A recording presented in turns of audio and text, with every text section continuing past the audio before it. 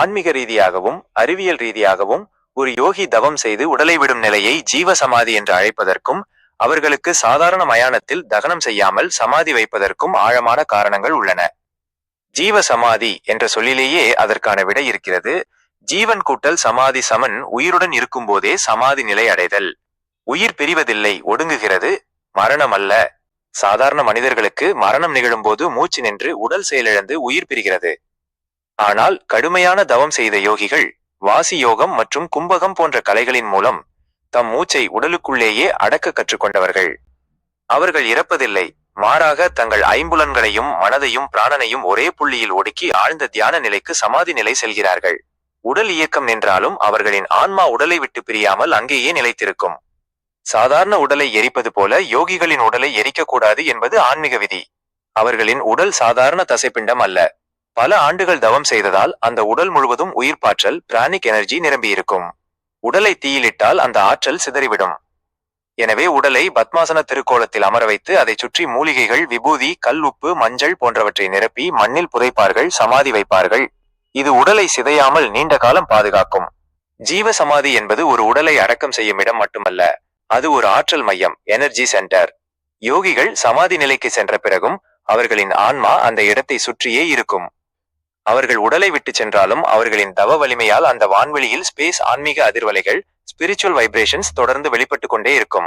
ஒரு யோகி ஜீவ சமாதி அடைவது என்பது அவர்கள் தனிப்பட்ட முறையில் முக்தி அடைவதற்கு மட்டுமல்ல, தங்களை நாடி வரும் பக்தர்களுக்கு தொடர்ந்து அருள்பாலிப்பதற்காகவும் தான். கோவிலாக மாறுதல். அதனால்தான் ஜீவ சமாதிகளின் மேல் சிவலிங்கம் பிரதிஷ்டை செய்யப்பட்டு பிற்காலத்தில் அவை பெரிய கோவில்களாக மாறுகின்றன. உதாரணமாக ராகவேந்திர சுவாமிகள், சீரடி சாய்பாபா, 18 சித்தர்களின் சமாதிகள். அங்கு சென்று தியானம் செய்யும் சாதாரண மனிதர்களுக்கு மன அமைதியும் ஆன்மீக முன்னேற்றமும் அவர்களின் வேண்டுதல்களுக்கு பலனும் மிக விரைவாக கிடைக்கும். நான் உடலளவில் மறைந்தாலும் உயிரளவில் இங்கேயே இருந்து உங்களை காப்பேன் என்று ஒரு ஞானி கொடுக்கும் வாக்குறுதியின் வடிவமே ஜீவ சமாதி ஆகும். ஒரு யோகி ஜீவ சமாதி நிலைக்கு சென்று முறைப்படி பூமிக்குள் வைக்கப்பட்ட பிறகு அந்த மூடிய அறைக்குள் ஆன்மீக ரீதியாகவும் அறிவியல் ரீதியாகவும் பல அதிசயத்தக்க விஷயங்கள் நடப்பதாக ஆன்மீக நூல்களும் சித்த மருத்துவ அறிவியலும் கூறுகின்றன.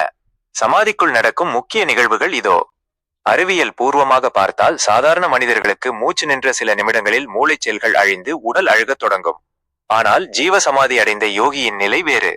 அவர்கள் கும்பகம் என்ற மூச்சு பயிற்சியின் மூலம் உடலில் உள்ள காற்றை அப்படியே உள்ளே நிறுத்தி வைத்திருப்பார்கள். இதனால் உடலின் வளர்ச்சிதை மாற்றம், மெட்டாபாலிசம் முற்றிலும் பூஜ்ய நிலைக்கு வந்துவிடுகிறது. இதயம் துடிப்பதோ இரத்த ஓட்டமோ இருக்காது. பனிப்பிரதேசங்களில் சில உயிரினங்கள் பல மாதங்கள் உறைந்து போய் ஹைபர்னேஷன் மீண்டும் உயிர் பெறுவது போல யோகியின் உடல் ஒருவித உரைநிலைக்கு சென்றுவிடுகிறது. யோகியை அமர வைக்கும் போது அவரை சுற்றி பச்சை கற்பூரம், கல் உப்பு, மஞ்சள், விபூதி, வில்வ இலைகள் மற்றும் குறிப்பிட்ட சில மூலிகைகளை அடர்த்தியாக நிரப்புவார்கள்.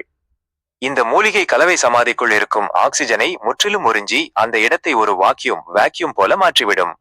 இதனால் பாக்டீரியா அல்லது பூஞ்சை காளான்கள் உருவாக வழியில்லாமல் உடல் அழுகாமல் பல 100 ஆண்டுகள் அப்படியே மம்மிஃபிகேஷன் செய்யப்பட்டது போல கெடாமல் பாதுகாக்கப்படுகிறது. யோகிகள் தங்கள் உடலில் உள்ள 7 சக்கரங்களை சக்கரஸ் இயக்கி குண்டலினி சக்தியை உச்சி மண்டைக்கு சகசிரார சக்கரம் கொண்டு சென்றிருப்பார்கள். சமாதிக்குள் இருக்கும்போது உடலின் ஆற்றல் பிராணா மெல்ல மெல்ல பிரபஞ்ச ஆற்றலுடன் காஸ்மிக் எனர்ஜி இணையத் தொடங்கும். அவரது தலை உச்சி கபாலம் வழியாக அந்த ஆற்றல் தொடர்ந்து வெளிப்பட்டு சமாதியின் மேல் இருக்கும் மண் மற்றும் சிவலிங்கத்தின் வழியே அண்டவெளியில் பரவிக்கொண்டே இருக்கும். சித்தர்களின் கூற்றுப்படி யோகியின் ஸ்தூல உடல் பிசிக்கல் பாடி இயக்கம் இல்லாமல் இருந்தாலும் அவரது சூட்ச்ம உடல் ஆஸ்ட்ரல் பாடி அல்லது ஆன்மா அந்த சமாதிக்குள்ளேயே விழிப்புணர்வுடன் இருக்கும். அவர்கள் ஒரு எல்லையற்ற தியான நிலையில் சூப்பர் கான்ஷியஸ் ஸ்டேட் இருப்பார்கள். காலமும் தேசமும் அவர்களை கட்டுப்படுத்தாது. சமாதிக்கு வெளியே நடக்கும் விஷயங்கள், தன்னை நாடி வரும் பக்தர்களின் பிரார்த்தனைகள் அனைத்தையும் அவர்களால் உணர முடியும். பல 100 ஆண்டுகள் கடந்த பிறகு அந்த உடலின் உள்ளே இருக்கும் பிராணசக்தி முழுமையாக பிரபஞ்சத்துடன் கலந்துவிடும்போது அந்த உடல் மெல்ல மெல்ல கரைந்து வெறும் தூசியாகவோ அல்லது முற்றிலும் ஆன்மீக ஒளியாகவோ ஒளி உடல் மாறிவிடும் என்று ஆன்மீக மரபுகளில் நம்பப்படுகிறது. ஜீவ சமாதிக்குள் இருக்கும் ஒரு யோகியின் ஆன்மா சூட்சும உடல் சாதாரண மனிதர்களின் ஆன்மா மரணத்திற்கு பின் கடந்து செல்லும் பாதையிலிருந்து முற்றிலும் மாறுபட்ட உன்னதமான ஆன்மீக மாற்றங்களை சந்திக்கிறது. சித்த சாஸ்திரங்கள் மற்றும் யோக மரபுகளின்படி சமாதி நிலைக்கு பின் யோகியின் ஆன்மா அடையும் முக்கிய மாற்றங்கள். நமது ஆன்மா உடலுக்குள் இருக்கும் வரை அதற்கு எல்லைகள் உண்டு. ஆனால் ஜீவ சமாதி அடைந்த பின் யோகியின் ஆன்மா உடலின் சிறையிலிருந்து விடுபட்டு விஸ்வரூபம் எடுக்கிறது. அவர்களுக்கு காலம், டைம் மற்றும் தூரம், டிஸ்டன்ஸ் என்ற தடைகள் இருப்பதில்லை. கடந்த காலம், நிகழ்காலம், எதிர்காலம் ஆகிய மூன்றையும் ஒரே நேரத்தில் அறியும் முக்கால ஞான நிலை ஆன்மாவிற்கு சித்திக்கிறது. யோகியின் ஆன்மா தனது தனித்துவமான நான், ஈகோ என்ற அடையாளத்தை இழந்து பிரபஞ்சத்தின் மகாசக்தியோடு காஸ்மிக் கான்சியஸ்னஸ் இணையத் தொடங்குகிறது. துளி நீர் கடலில் விழுந்து கடலாக மாறுவது போல யோகியின் ஆன்மா இறை ஆற்றலுடன் கலக்கிறது.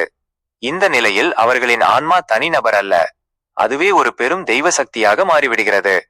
சித்த மருத்துவ மற்றும் யோக நெறிகளின்படி சமாதிக்குள் இருக்கும் யோகியின் ஆன்மா அங்குள்ள ஸ்தூல உடலை, சதை உடம்பை மெல்ல மெல்ல ஒளியால் ஆன உடலாக மாற்றும் ஆற்றல் பெற்றது. பல வருட தியானத்திற்கு பிறகு அந்த ஆன்மா பஞ்சபூதங்களால் ஆன உடலை முற்றிலுமாக ஒடுக்கி பிரணவ தேகம் அல்லது ஒளி உடல் என்ற அழியாத நிலைக்கு தன்னை மாற்றிக்கொள்கிறது. ஜீவ சமாதி அடைந்த யோகியின் ஆன்மா முக்தி அடைந்து விட்டாலும் உலக மக்களின் மீதான கருணையால் பூமியை விட்டு அகலாது. தங்களை நாடி வரும் பக்தர்களின் மன அலைகளை, தாட்ஸ் அந்த ஆன்மா மிக துல்லியமாக உணரும். அவர்களுக்கு தேவையான அமைதி, குணம் மற்றும் ஆன்மீக வழிகாட்டுதலை சூட்சுமமாக கனவுகளிலோ அல்லது உள்ளுணர்வாகவோ வழங்கும் ஆற்றல் அந்த ஆன்மாவிற்கு எப்போதும் இருக்கும். ஆனால் சமாதிக்குள் இருக்கும் யோகியின் ஆன்மா மனித நிலையிலிருந்து தெய்வ நிலைக்கு பரிணாம வளர்ச்சி, எவல்யூஷன் அடைகிறது. சித்த மருத்துவத்திலும் யோக நெறியிலும் ஒளிரும் தேகம் என்பது ஒளி உடல், பிரணவ தேகம் அல்லது ஞான தேகம் என்று அழைக்கப்படுகிறது. இது சித்தர்கள் தங்களின் கடுமையான தவ வலிமையால் அழியக்கூடிய இந்த சதை உடம்பை, ஸ்தூல உடலை அழியாத ஒளிமயமாக மாற்றும் மிக உன்னதமான ஆன்மீக மற்றும் அறிவியல் நிலை ஆகும். சாதாரண மனித உடல் என்பது நிலம், நீர், நெருப்பு, காற்று, ஆகாயம் ஆகிய பஞ்சபூதங்களின் சேர்க்கையால் ஆனது. சித்தர்கள் காயகல்பம் போன்ற மருத்துவ முறைகளாலும், வாசி யோகம், மூச்சு பயிற்சி மற்றும் குண்டலினி தியானத்தாலும் தங்கள் உடலின் அணுக்களை, செல்ஸ் மாற்றியமைக்கிறார்கள்.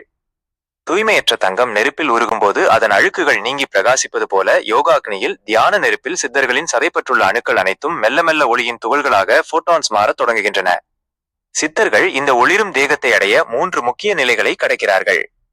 சுத்த தேகம், உடலின் நரை, திரை, சுருக்கம், மூப்பு, சாக்காடு, மரணம் ஆகியவை நீங்கி உடல் முற்றிலும் நோய் நொடியற்ற சுத்தமான நிலையை அடைதல்.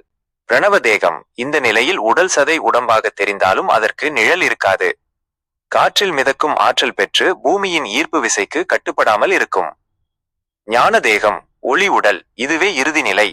இதில் உடல் முற்றிலும் மறைந்து வெறும் ஒளியாக, லைட் மாறிவிடும். கண்ணால் பார்க்க முடியாத அளவிற்கு பேரொளியாக அண்டவெளியில் கலந்து விடுவார்கள். ஒளி உடல் பெற்ற ஒரு சித்தருக்கு பின்வரும் அற்புத தன்மைகள் இருக்கும் என்று சித்தர்கள் தங்களின் பாடல்களில் குறிப்பிட்டுள்ளனர். நிழல் படியாது. அவர்களின் உடலின் மீது சூரிய ஒளி பட்டாலும் தரைக்கோ அல்லது சுவற்றுக்கோ பின்னால் நிழல் விழாது. ஏதேனில் ஒளி உடலுக்குள் இருள் புக முடியாது. தடைகள் இல்லை. சுவர், மலை, பூமி என எந்த ஒரு கடினமான பொருளின் வழியேயும் இவர்களது உடல் ஊடுருவிச் செல்லும். பூட்டப்பட்ட அறைக்குள் இவர்களால் எளிதாக நுழைந்துவிட முடியும். பசி, தாகம் இல்லை. இந்த உடலுக்கு உணவு, நீர், காற்று எதுவுமே தேவையில்லை. பிரபஞ்ச ஆற்றலையே, காஸ்மிக் எனர்ஜி நேரடியாக அணுக்கள் உறிஞ்சிக் கொள்ளும். சுவடுகள் இருக்காது. அவர்கள் மண்ணில் நடந்தால் காலடி சுவடுகள் பதியாது.